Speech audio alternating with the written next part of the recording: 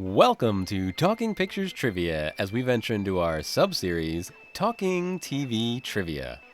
Whenever there's a TV show that catches our attention, this podcast picks a season and explores each episode through trivia. I'm today's host, KJ, and with me is... Tom. Nick. And I'm Chris.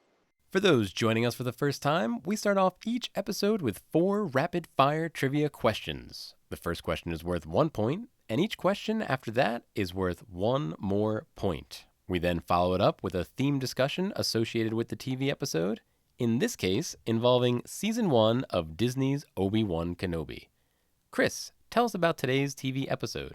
This episode was directed by Deborah Chow and written by Stuart Beattie, Joby Harold, and Andrew Stanton.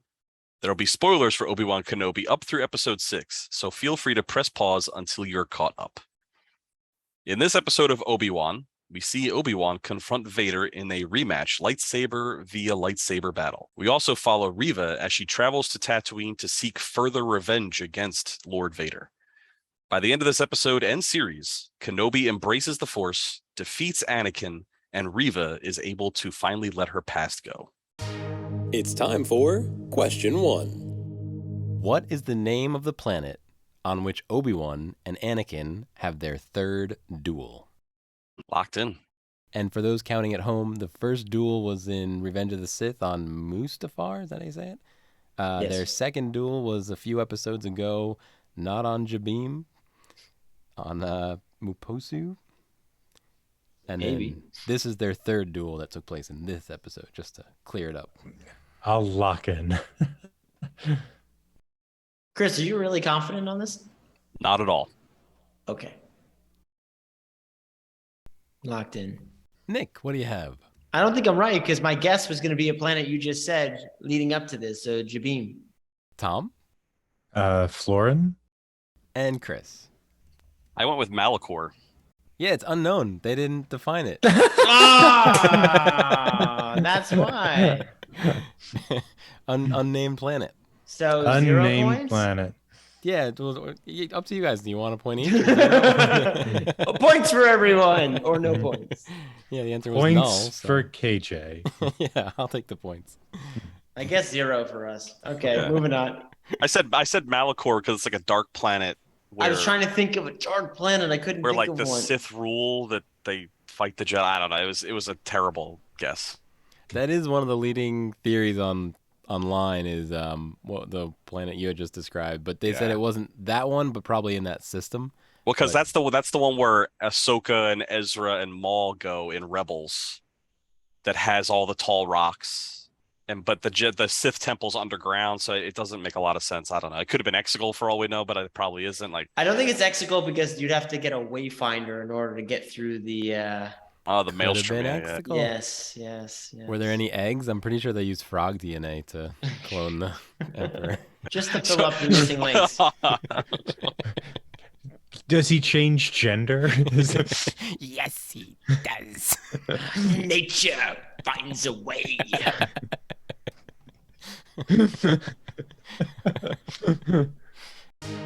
It's time for question 2. What is Lars looking for when Obi-Wan comes back to Tatooine? Locked in. Oh, Locked locked in? in. Nick, what do you have? Was this a repeat and I still don't know the answer? It is a repeat question. This was asked previously during this run of talking TV trivia, and I can give you guys a hint if you want. I'm probably going to say my same guess from last time, and I don't remember if it was correct or not. But I'm going to say, which I think I said the first time, Water a power seeds? power conversion. Oh, yeah. Oh, wait, who's Lars? Tom, Oh. yeah. Oh, I got it. The one with the one with the seeds.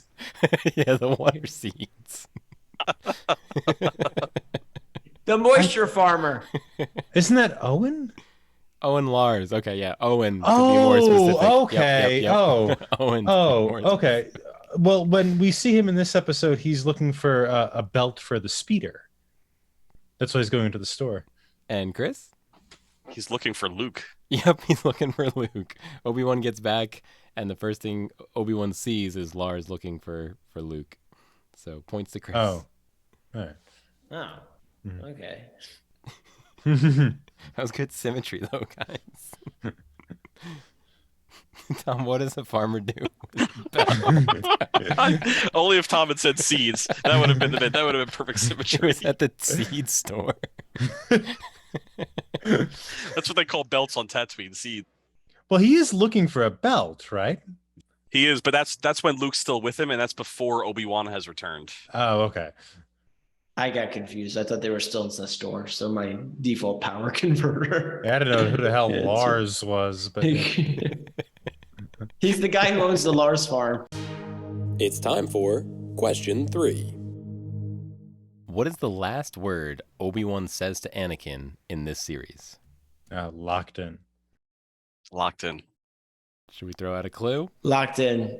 Oh no, clue. Should we throw out a clue? It's a big clue. It's like... I need a big clue.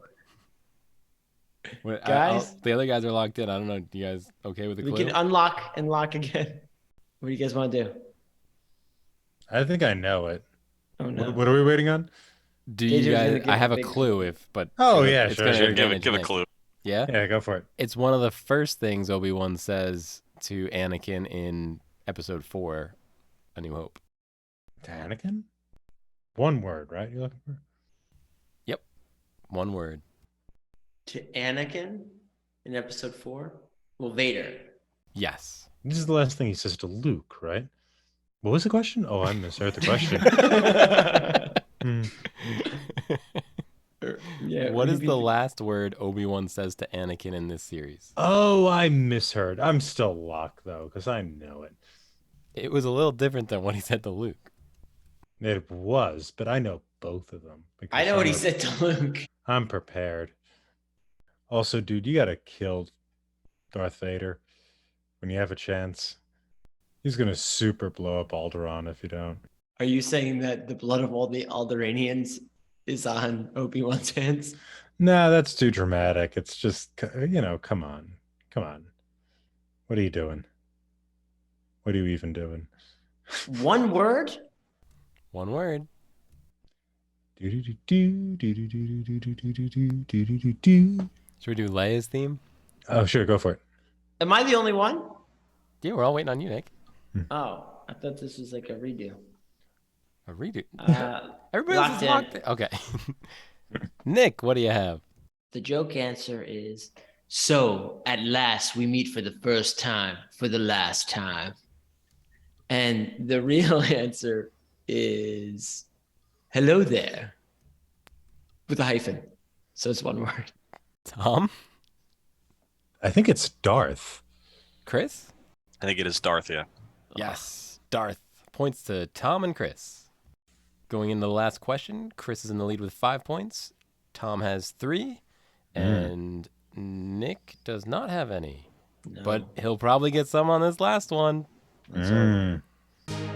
It's time for question 4.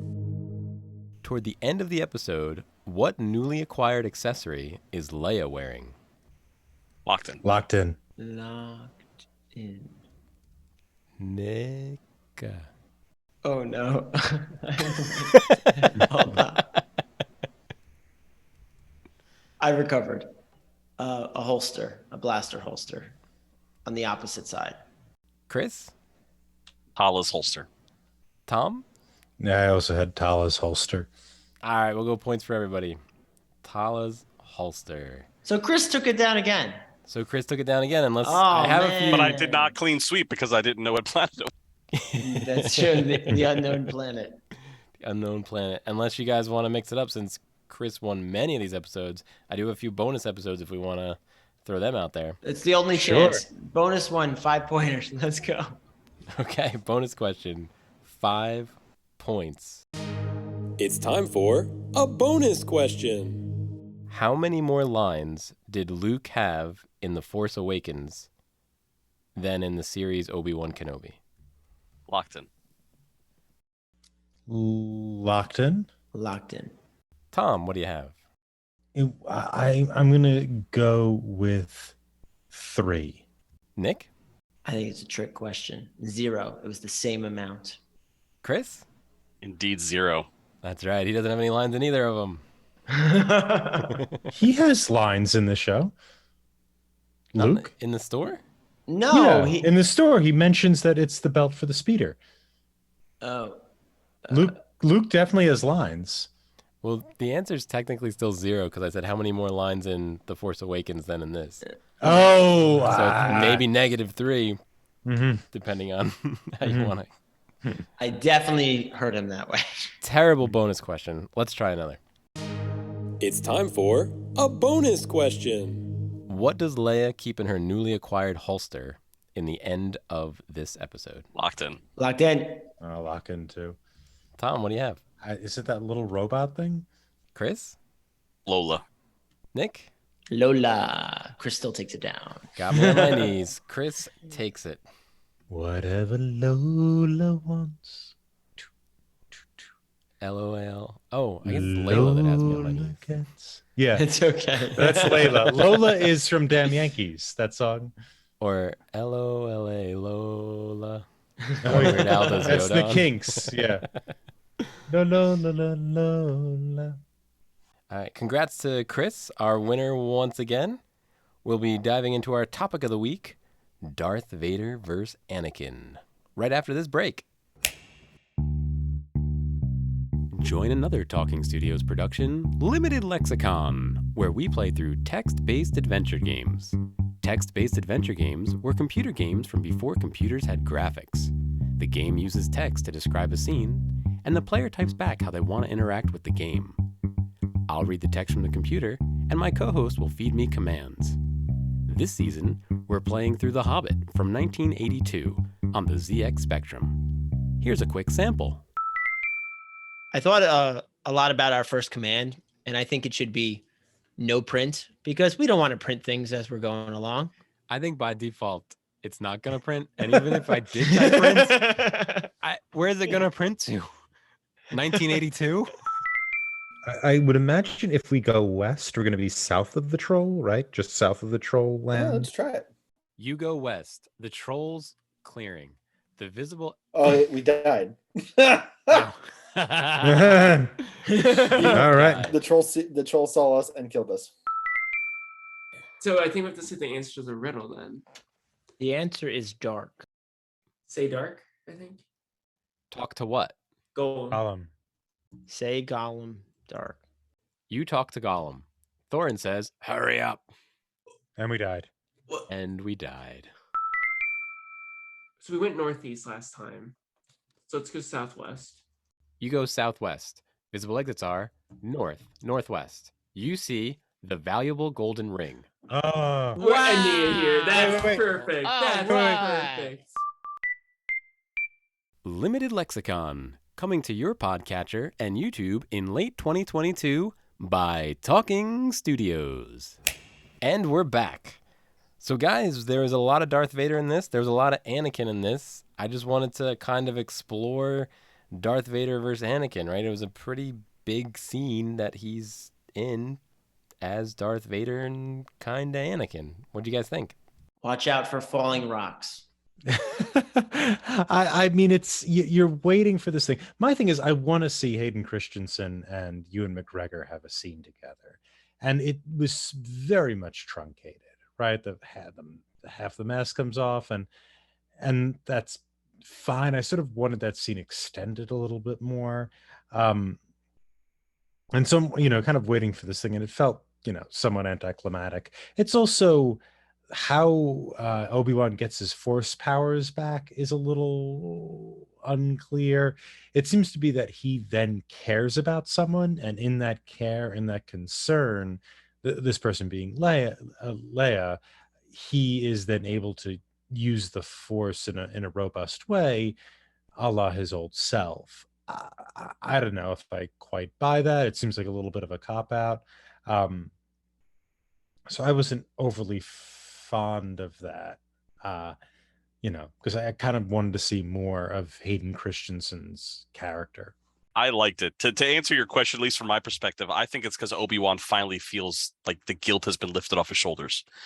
For the longest time, Obi-Wan thinks that he killed his best friend in the Revenge of the Sith. And we find out that he hasn't done it.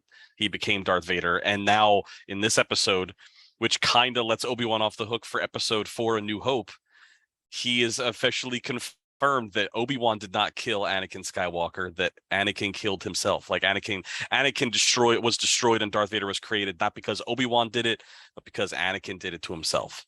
So I think Obi-Wan is finally, like, guilt is lifted off his shoulders, which allows him to connect with the living force again that Qui-Gon always tells him about. And I think that is the same line at the end of this episode. Qui-Gon says, "You weren't ready to see me yet," or like Obi-Wan is basically chastising Qui-Gon for taking so long, and Qui-Gon's like, "It wasn't me. It's always been you not being ready to get to this portion of the journey." So I think that's where that comes from. As per Vader, I really enjoyed Vader in this story. I agree with Tom. You have to end Vader when you can. So Obi-Wan walking away is pretty stupid, except that he has to be in the next movie. So that you kind of, the plot is at the behest of the future. My only drawback is I would have liked to have seen more of the anger in Hayden Christensen. I know they have to keep Darth Vader toned down because of the James Earl Jones voice and the modulation of it, and he's always like super even keel. You can't go crazy. But they did allow Hayden Christensen's voice to come through a little bit. I would have really, really enjoyed seeing some of the anger in Hayden Christensen. Like, not Darth Vader. Darth Vader has to be who he is, but the man inside the mask who's no longer being voice modulated into James Earl Jones. I would have loved to have seen his anger, because he makes so many bad decisions throughout the series, and we're led to believe it's because he hates Obi-Wan so much. Why are we not getting more anger in Hayden Christensen in that scene? Why are we not feeling more pain? Why are we not feeling more anguish from him?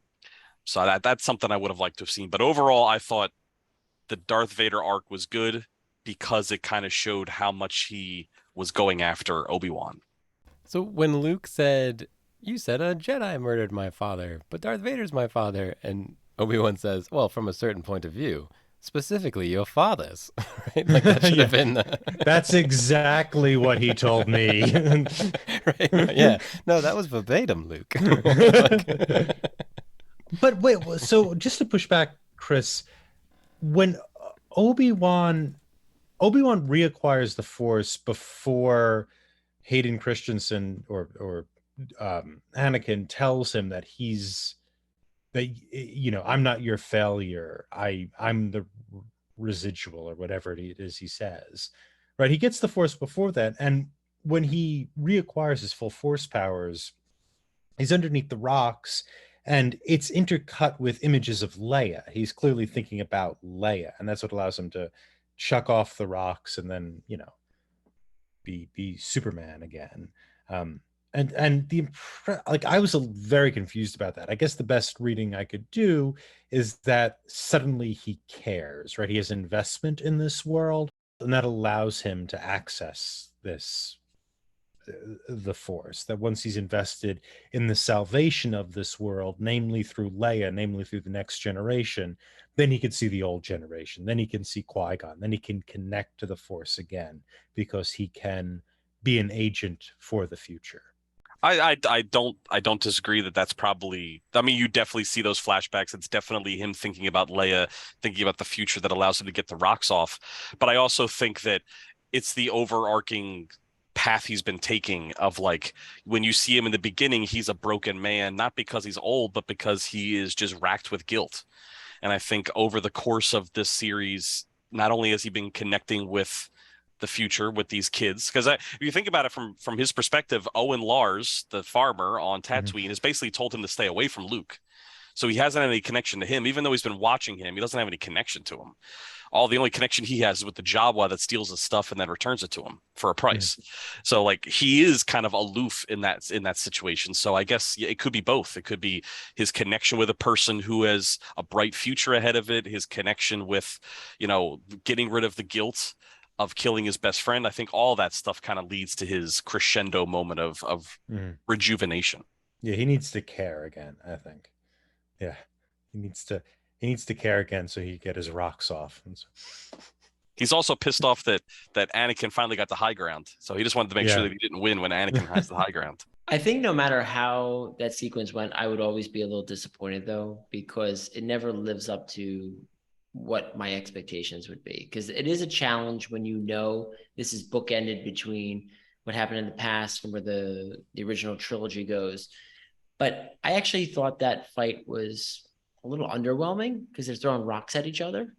And I know in the end, the big reveal is that Obi-Wan gets his full powers back, but it still fell a little flat to me. I knew that they were going to do the mask sliced in half once I knew Hayden was cast. I assumed that they were actually going to do flashbacks too, which they did. I thought they would do more, but I'm actually okay with the usage of the flashback to a specific time and point as a reference point to learn more about Anakin's character flaws.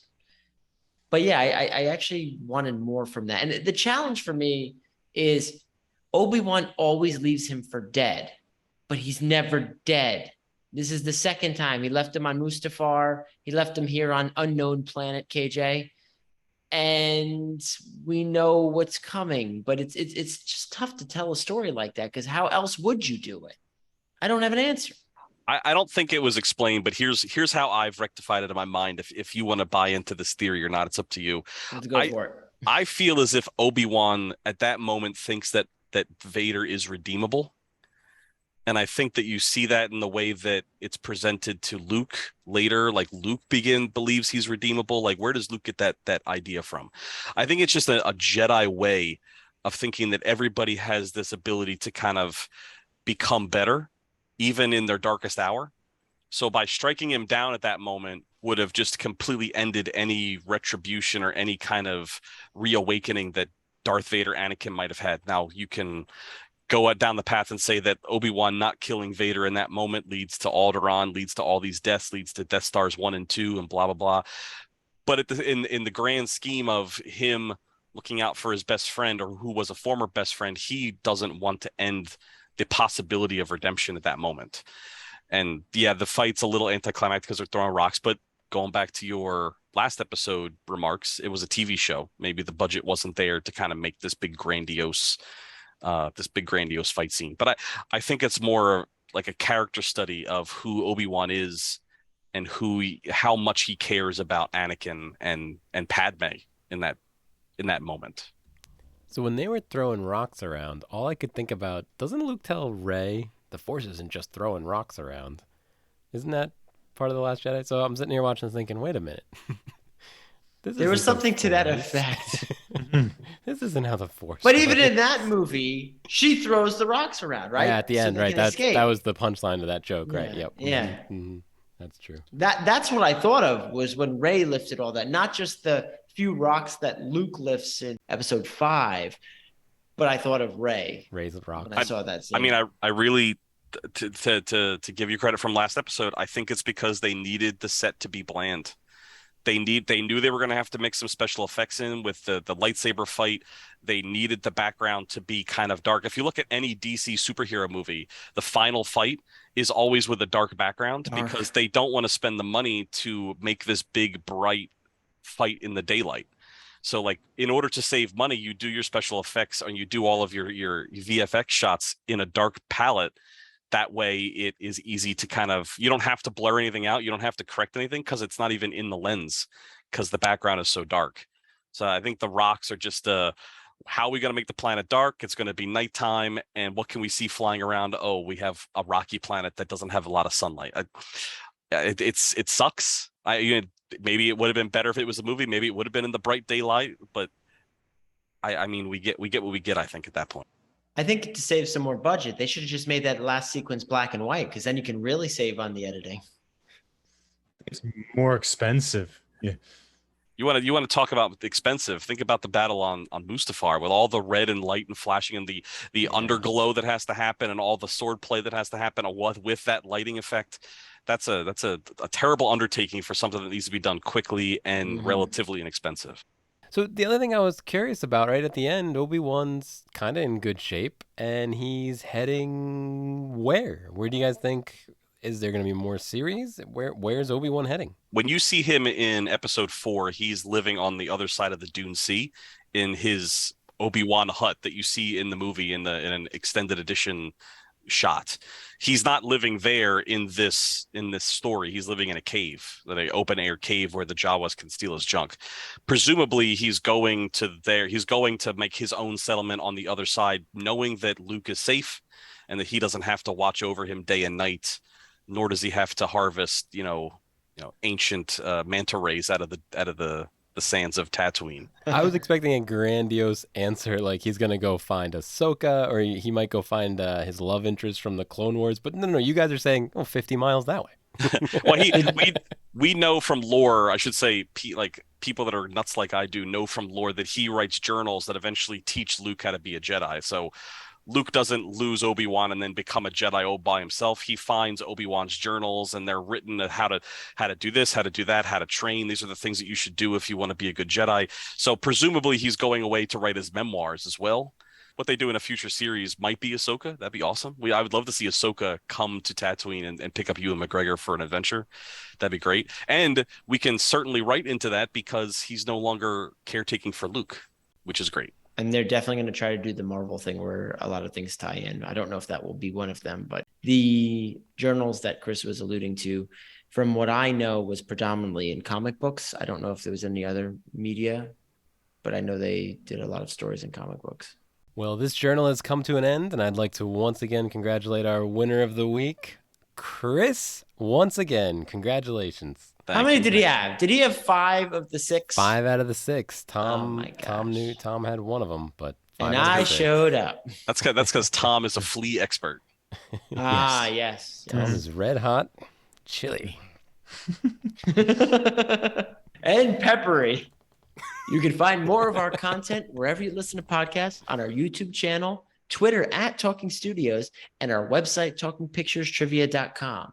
We're extremely grateful to all those who subscribe, like, follow, and leave a review. Were you Team Vader, Team Obi-Wan, or Team Anakin? Let us know on Twitter, talkingpicturestrivia@gmail.com, or give us a call at 201-467-8679. You can find me on Twitter @ThomasLayman15. You can find me on Twitter @KJ10001000. If you'd like to get a hold of me, feel free to reach out to the fellas at Talking Studios on Twitter. I can also be found on Twitter @TheNicknamed. Join us next time when we get back to Talking Pictures Trivia and prepare for Disney's new Hocus Pocus film with the original movie from 1993, conveniently titled Hocus Pocus. Stay tuned for our first impressions of this film. Ding, ding, ding, ding, ding. Next week, we'll be discussing Hocus Pocus. Tom, how was your watch? I saw this, I believe, in the drive-through in the Lake George region. So I was a child when it came out, and I saw it in theaters. And I don't really remember it very clearly as a child, but watching it again on my computer, I had more fun than I anticipated. Bette Midler made me laugh out loud several times throughout the movie, and as did Sarah Jessica Parker. I think her her kind of lusty witch is a real fun thing. Now, when they're off screen, the movie kind of falls apart. It's sort of unable to deal with these children in a very compelling way. Even Thora Birch, who's had a somewhat of an accomplished career, comes off sort of undirected in those scenes. But whenever those witches are on screen, I had a lot of fun. And despite this movie being, somewhat of a train wreck, I kept laughing at things Bette Midler was doing. And so, you know what? My hats are off to this movie. And God bless Bette Midler for giving me a good time. KJ, what was your first impression? I saw this back when I was younger with my cousins, and we watched a lot of movies, super fun. And I remember us having a silly good time with this, right? We jumped in fright when we were supposed to. We laughed at the jokes when we were supposed to. But even as a kid, I don't remember liking the movie. I liked the experience with the movie, but not the movie. And this rewatch did not help that memory at all. How about you, Nick? I never experienced this movie in my youth. Only in the last few years did I watch it because some of my extended family, this is almost it is a holiday tradition for one of them where they watch this every year. So I did watch it with them, as I said a few years ago. I did enjoy it. I definitely don't think it's something that I want to make a holiday tradition. There's plenty of other films that I would do that. I find it funny when films like this, you can clearly see they were like made on a stage or set. There's just a certain synthetic feel to the whole thing, but I guess they don't really care about that based on the target audience. It is a little racy if you think about it for a young audience too, but we'll probably talk about that next week. Maybe, I don't know. We'll see.